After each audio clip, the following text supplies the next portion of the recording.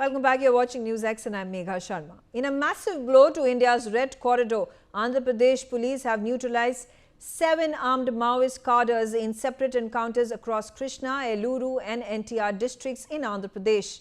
The operations were carried out by elite Greyhounds forces following specific intelligence inputs.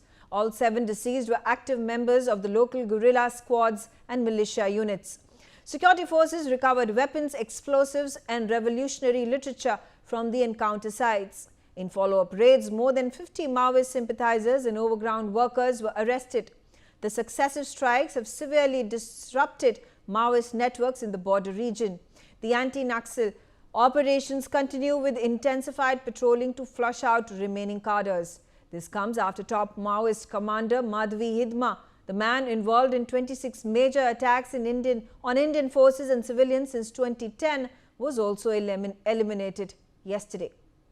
Let's start our conversation on the show. With me right now is P. Sundarraj. He is IG from Bastar in Chhattisgarh. Thank you very much for joining me. And my first question about the fact that the last of the known Maoist commanders saw his death yesterday. There has been yet another encounter where 7 Maoists have been killed in Andhra Pradesh. Do you think this is finally the end of the Maoist terrorist movement in these states that were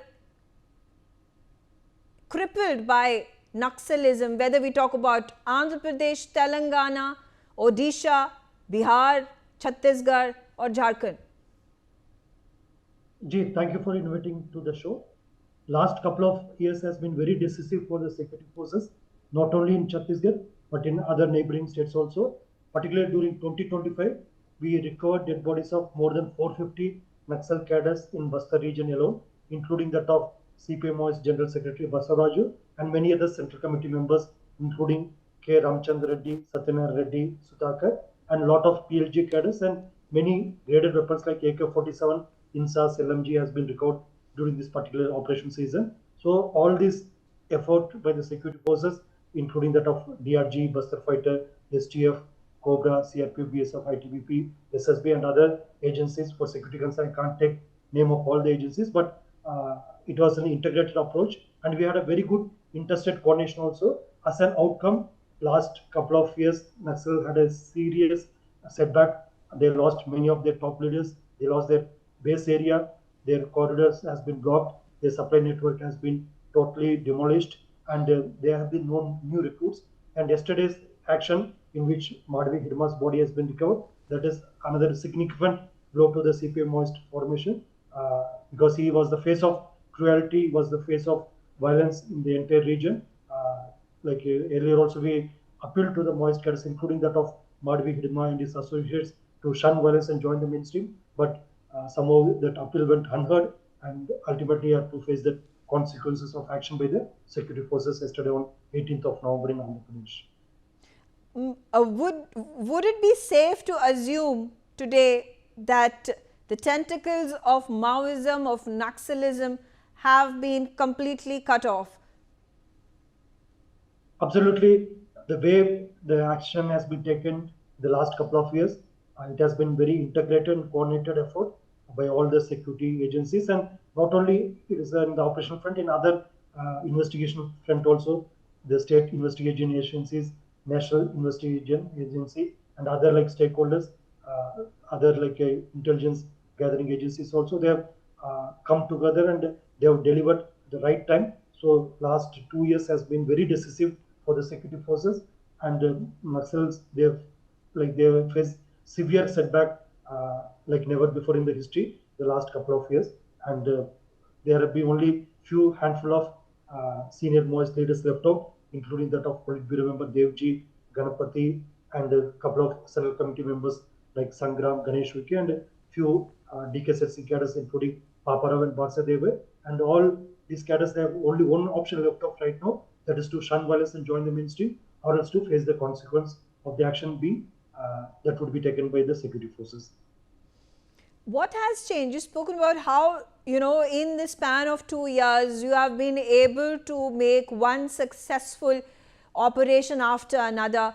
of neutralizing Maoists, neutralizing Naxalites. What has happened? What has changed in the last 2 years? Our action plan had a very multiple facets. Right now, to talk only about the operational component, I would like to say the special forces, particularly DRG, Bastar fighters, STF, in coordination with Cobra and other paramilitary forces like CRPF, BSF, ITB, PSSB deployed here in Bastar region. They've operated seamlessly. They had a very high level of coordination.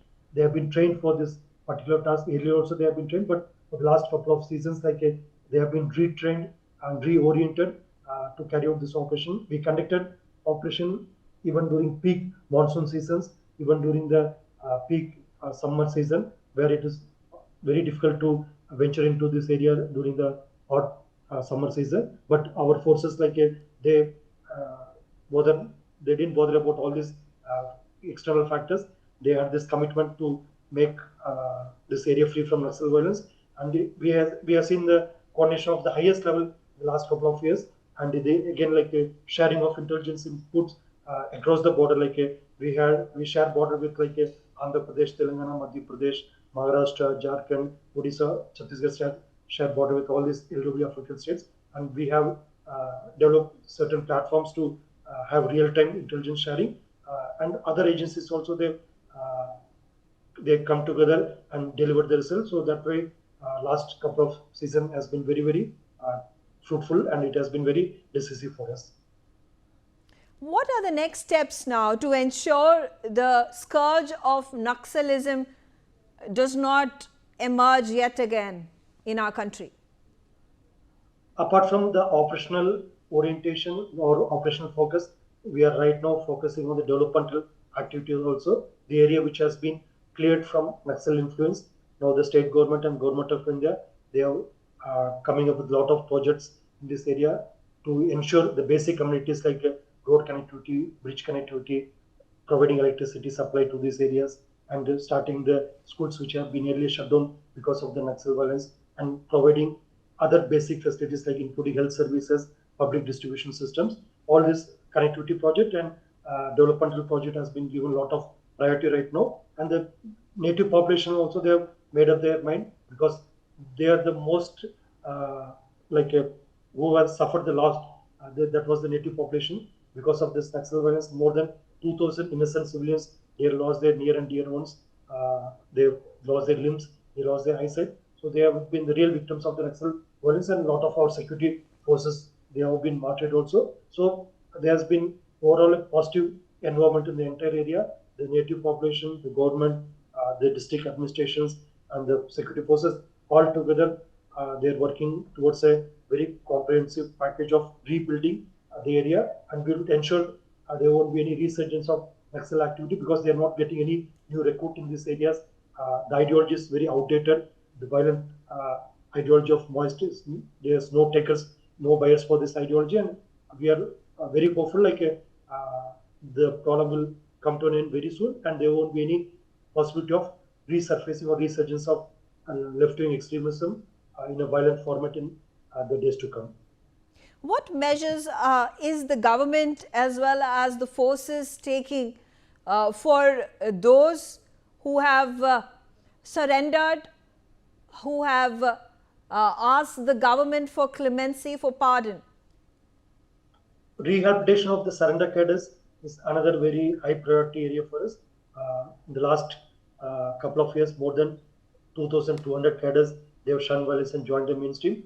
We are providing them skill development training in various centers in Bastar region, so that they can get rehabilitated reintegrate into the social mainstream. They could have a decent source of livelihood, so that they could take care of their own personal life as well as that of their family members.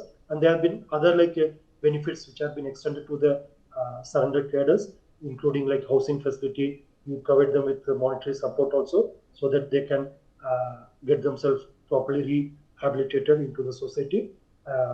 And as I mentioned earlier, skill development is another high priority area which we are focusing upon. We are taking care of their security concerns also. So that way, this rehabilitated surrender cadres, they will have a lot of opportunity to lead a normal and peaceful life in the days to come.